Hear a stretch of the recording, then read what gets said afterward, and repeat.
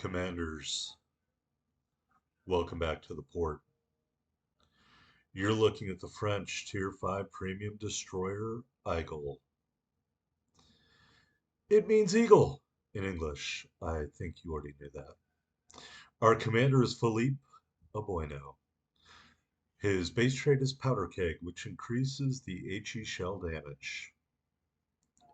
We are running a triple concealment build. He's inspired by Eric Bay and Jerzy Swirsky.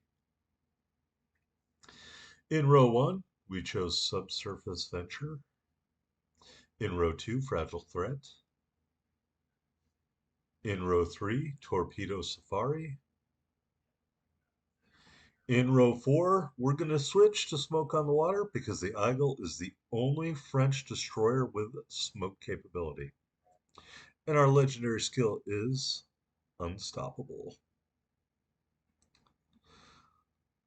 Let's take a look at the loadout. Slot 1, we chose Main Battery Mod 2. The Aigle has particularly poor turret traverse. And in slot 2, we chose Propulsion Modification 2. Taking a look at the loadout, we have 2 charges of the smoke generator, 2 charges of the engine boost. We are running the Common Battle Booster for speed. Ignore that game that I lost. The Type 9 permanent camo and the 1-year strong flag. Taking a look at the stats, 13,500 hit points. We've got 5 139 millimeter guns. They reload in 5.5 seconds. They turn in 24.1 seconds with the mod. 2090 HE damage with a 9% fire chance, 2600 AP shell damage. The shells are a bit floaty once you get around 6 or 6.5 kilometers. Just keep that in mind. We've got 2 triple tube launchers. They reload in 67.8 seconds. Detectability 1.2 kilometers. Range 7.8 kilometers with this build. Torpedo speed 61 knots. I believe they're the second hardest hitting torpedoes after the Japanese. AA defense, that's a big list, but it doesn't do much. 37.1 knots with the speed boost flag. The turning radius isn't that great because the length of the destroyer, rudder shift 4.1, I mean, it's all right. Concealment with this triple concealment build, 5.1 kilometers by sea, 2.8 from the air, 2.7 while firing in smoke. And let's get into a game.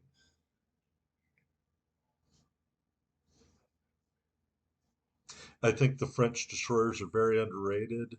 The Aigle's kind of a strange bird, no pun intended. It's not really super concealable, but the turret traverse is really bad. If you're going to gunboat it, which I don't do with this one, then you really have to kind of set up your engagements. So we're going to capture the base on straight. As you can see, luck of the draw. No aircraft carriers. Love it. 5-4, we are top tier. This should be a good game to see what the Aigle can do. I don't know why we're still on the screen. There is an October Revolution. You guys should check out my October Revolution video called Ignore This Ship, because they did, and they paid the price. All right, so we are accelerating. We're loading HE. It's a beautiful day in the neighborhood. I really like the looks of the Aigle and the other French destroyers. I think they're very attractive ships. Um, I don't know how effective they really were in battle, but I sure like using them, especially right now. I've been using the Brask in season 3 of the arena mode, and the Brask has been doing work. Let me tell you, you guys should check out my Brask video or my Jaguar video. Both of those were pretty good games. Using this same commander, the only change is in the 4th row where I selected the other skill instead of Smoke on the Water because those destroyers don't have smoke screens. Really good ships, really underrated.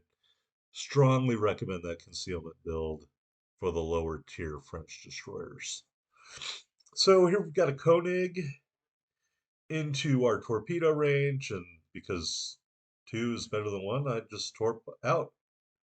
And turning away, the other ship is a Britannia, little French on French violence, and there's an Acasta. Yep. So we're signaling, we're turning, we're driving away, we're looking around to make sure we don't run into that destroyer. I don't think those torpedoes are going to hit anything, friends. Yep. They just go off into the middle of nowhere. That island paid the price, though. All right, so that was not a very auspicious start.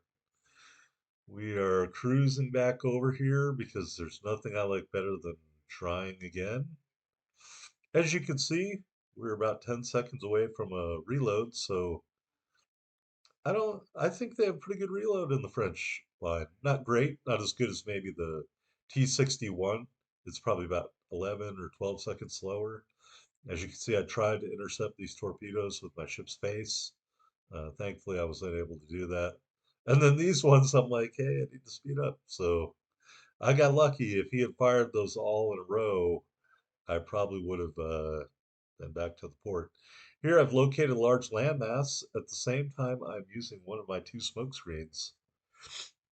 I'd be willing to bet there's a fair amount of players who are surprised when either you can't do a smoke screen. I mean, let me tell you, the arena matches I've been hearing, give me a smoke screen left and right. And of course, the brass doesn't have a smoke screen, so I can't do it.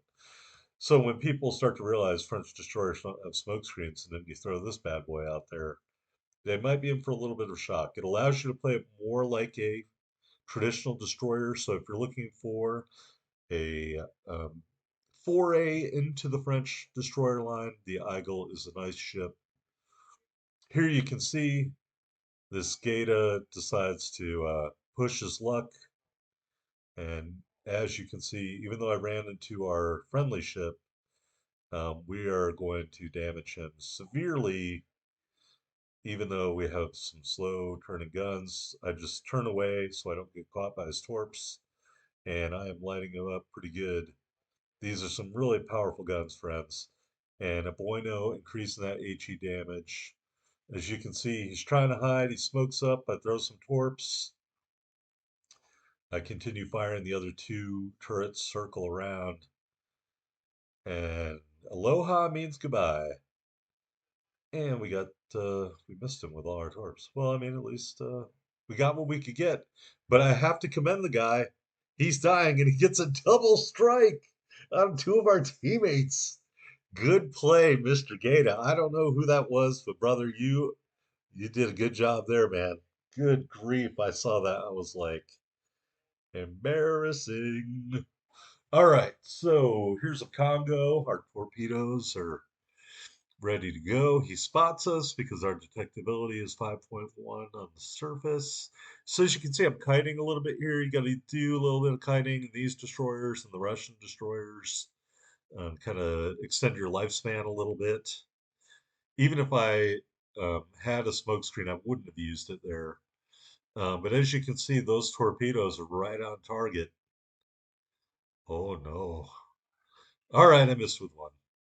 But it was still a pretty good hit. We'll come back and find that guy later. All right, so I'm just scanning the battlefield. I'm getting out of there because that side has way too many red ships in it. We're down. I don't need to add to that. So here I'm just using my torpedoes to check the movement of the Congo. Other people are shooting at him, but I'm determined. I'm like, no, we ain't letting somebody else kill the Congo. So I let go another salvo.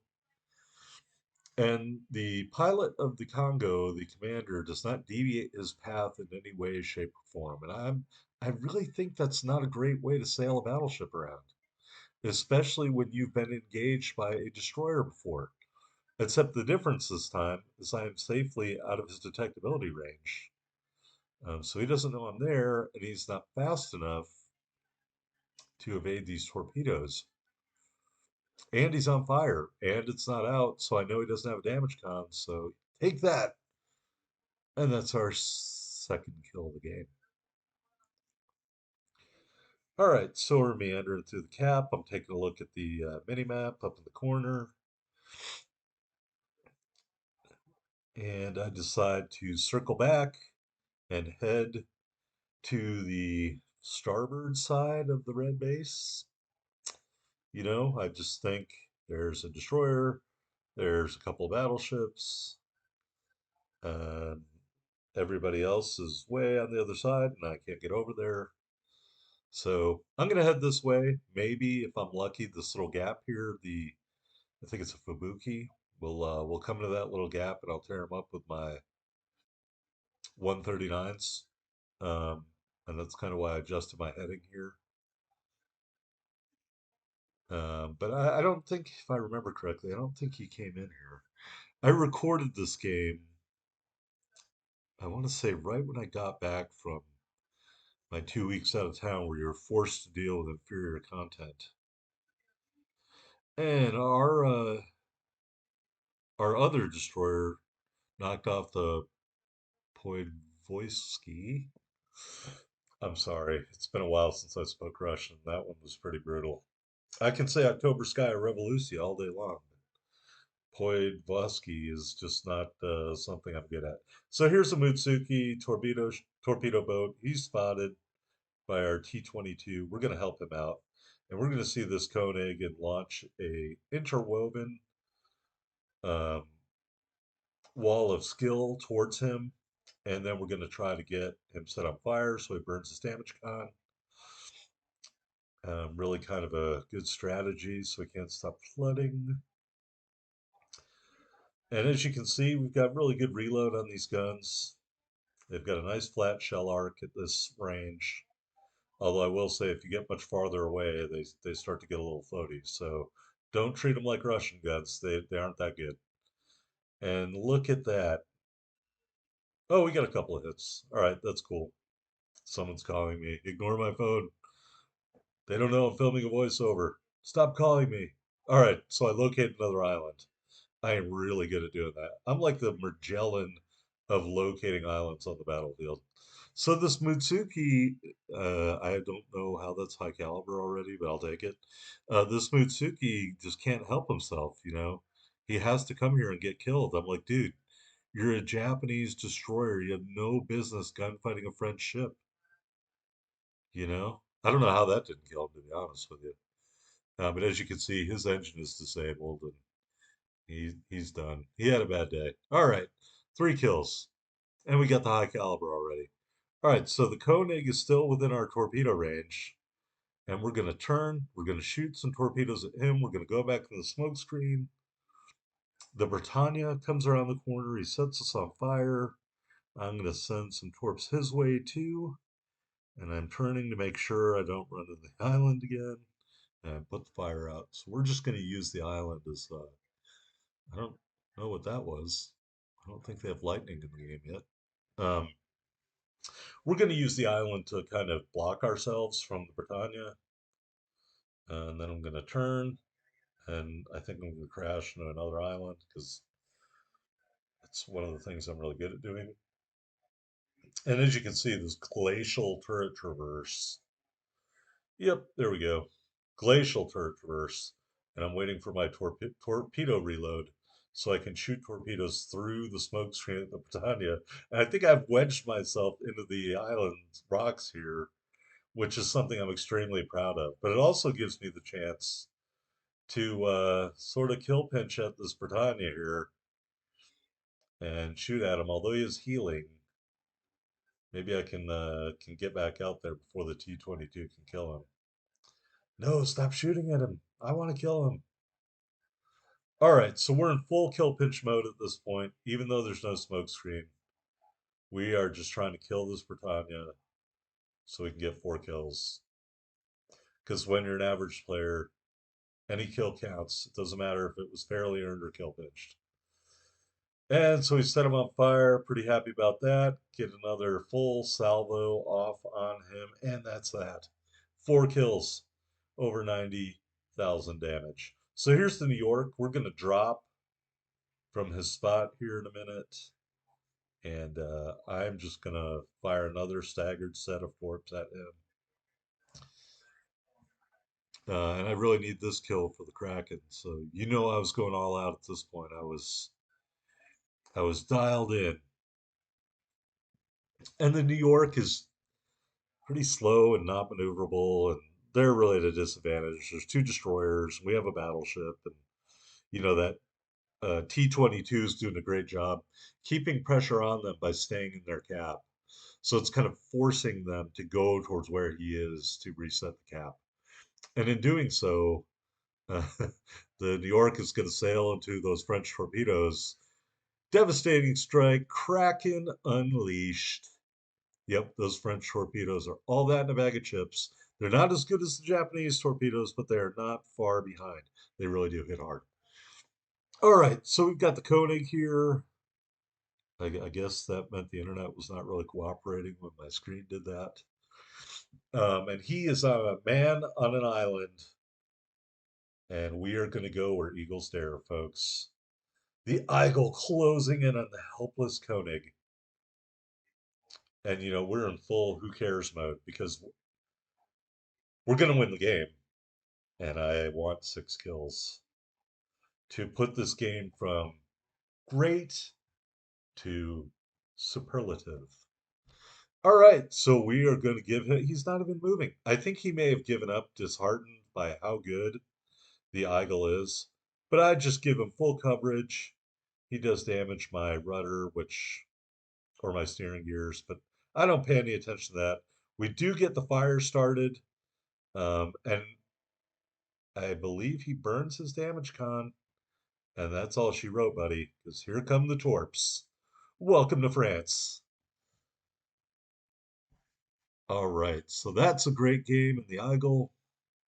We're going to collect our few pitiful servings of steel as we finish the campaign before I had to leave for 2 weeks. Honest, that was not like I got sent to jail or anything. All right, so we have the Kraken Unleashed, the high caliber, devastating strike. Look at that. Reward for hero finished because I am a hero in the Aigle. 135,810 damage, 372, 680 silver, 6 big kills, folks. You just don't get any better than that. Well, you do. You get 7, 8, or 9 kills, I guess. But I mean, 6 kills is pretty freaking good. So that's the Aigle. I really appreciate watching. If you would like, you can always like or subscribe. But if you don't, who cares? And look at that, we're top of the board dominating. Although my man in the T-22 did some work. Good job, guy. I mean, that's over 2,000 is good. So he did a really good job. But we did yeoman's work. That is the Aigle, folks. I recommend it if you like playing destroyers because it can do either a gunboat style or a sneaky style. With this one, we like the sneaky style. Thanks for watching. I will see you in our next video.